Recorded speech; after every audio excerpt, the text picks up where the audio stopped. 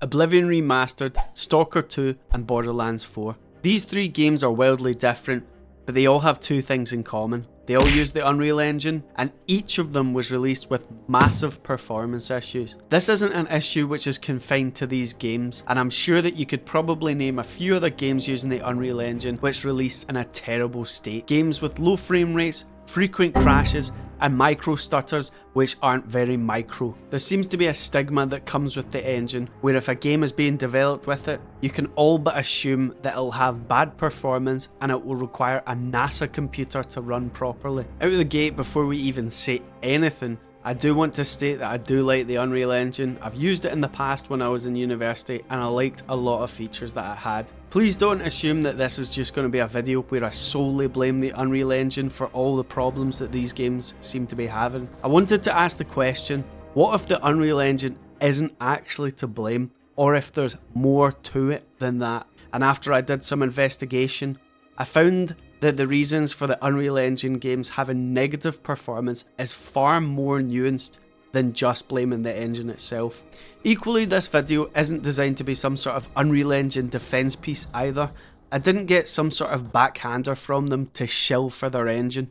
One thing to keep in mind is that badly optimised games can come from any engine. The new James Bond game, which is coming out this year, 007 First Light, which is not being developed using the Unreal Engine, has ridiculous minimum requirements for 1080p 60 frames a second, 32GB of RAM and a GPU with at least 12GB of VRAM. According to the Steam hardware survey, only 30% of players actually meet this mark. It's a ridiculous requirement for 60 frames a second at 1080p. To me, these sky-high minimum requirements could mean one of two things. Either the game will have cutting-edge graphics and amazing lighting systems like you've never seen before, or the game is unoptimized and the developer is compensating for this by raising the minimum requirements higher than they actually need to be. We won't know for sure which one it is until the game releases, but based on the footage for the game which I've seen, I would guess that the reason is that the game's unoptimized. I mean, the game does look good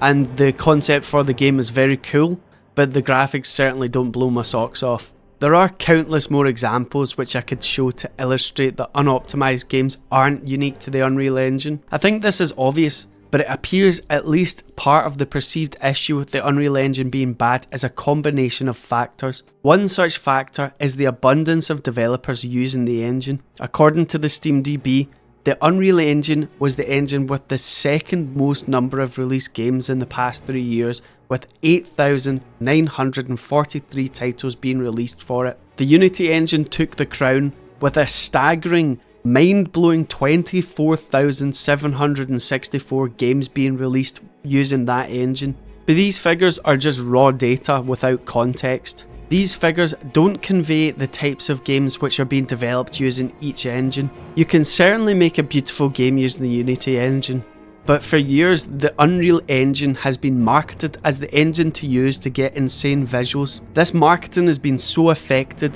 that certain game developers who want to make a game which is focused on visuals feel like they're compelled to use it. In a way, the engine is sort of a victim of its own success in this capacity. This means that the Unreal Engine is disproportionately used by games which are the most taxing. This could account for at least some of the issue, but then we run into the fact that there are games using the Unreal Engine which can actually be optimized.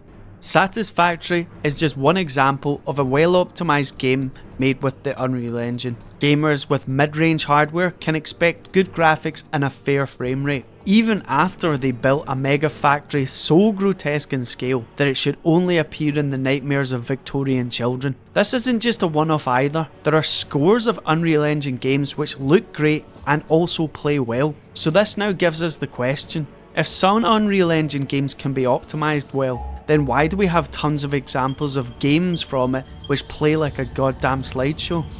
I think to understand the issue better, we must first understand some of the methods and tricks that developers use to optimize their video games. The first and most obvious trick that developers use would be switching through different levels of details on 3D models. The further away the player is from a 3D model, the less detail that object would need to look good. For example, think of a tree in a video game. When you look at a tree from 1 meter away in a game, you can see the model is very well defined with thousands of polygons to make it a smooth shape, and the texture on the model is very intricately detailed. However, you don't need the same amount of detail on the tree for it to look convincing to the player if the player is 200 meters away. The high resolution model and texture which made the tree look great up close would be a waste of resources at this distance, and it would probably tank performance. The developer lowers the quality of the model and the texture of the tree to preserve the convincing appearance, but to save unnecessary resource usage. There are also ways of optimizing the scripting and code, such as using more efficient algorithms, refactoring code, and cutting down on bloat. All sorts of code tricks that I wish I was good enough at programming to tell you about. But the point of this section is to say that the optimization of a game is an extremely time-consuming task, and when a game is on very tight deadlines,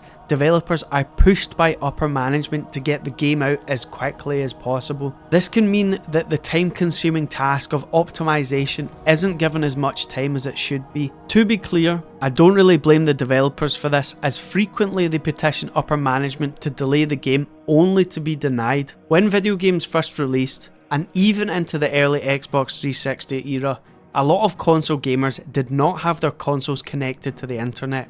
This means that there was no way for the developers to remotely update their games. Any bug which was in the game when it shipped would be in the game for the entirety of its life cycle, which could be catastrophic if the issue was game breaking. Now this isn't a problem at all. Being able to patch or update the game from day one means that even if there are game breaking bugs or exploits in the game, they can be fixed at any time by the developer. The games industry has adopted a toxic push it out now and fix it later culture. This leads to more acceptance from game studios for broken games being released. Not hitting deadlines can mean contractual fines or lost revenue, so in the minds of upper management at these game studios, it could be better to release the game in a broken state, and who cares, you can fix it later. I rarely believe executive producers or CEOs at game studios when they act all shocked that a game is released in a broken state, because the QA department has most likely been warning them about the issues for months.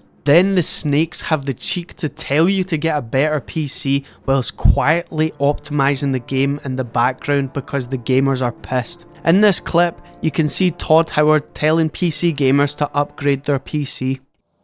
We did. It's running great. It is a next-gen PC game. We really do push the technology, so you may need to upgrade your PC for this game. He said this around the time the game was released, but later patches significantly improved performance of the game. These significant gains of performance from patches show that Todd was wrong in saying that gamers just needed to get a better PC. Optimization processes which should have been done before release were not done until after release when the gamers were pissed off. Oblivion Remastered is certainly a gorgeous game. Even though the performance isn't good, you really can appreciate how good the game looks. And one of the reasons that the game looks as good as it does is due to the Lumen lighting system. This is a new and experimental lighting system which completely tanks performance. Unreal is full of new features like this. It is both a blessing and a curse, because whilst these new features look great, these features are often difficult to optimize due to the completely newness of them.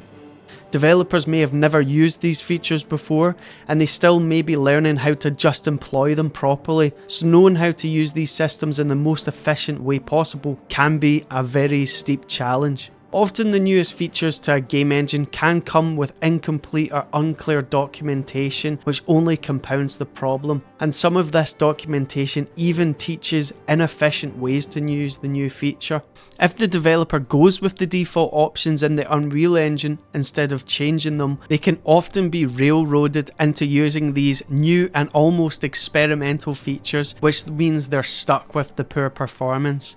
I would say that this part is one of the only places where the Unreal Engine is directly at fault. They make available these unrealistically taxing features to developers with no real pathways to make them run well on mid-tier hardware. This may be just one place where the engine's at fault, but it is a major factor. And these new and experimental features which absolutely tank performance can often create an over-reliance on upscaling technologies like DLSS and AMD FSR.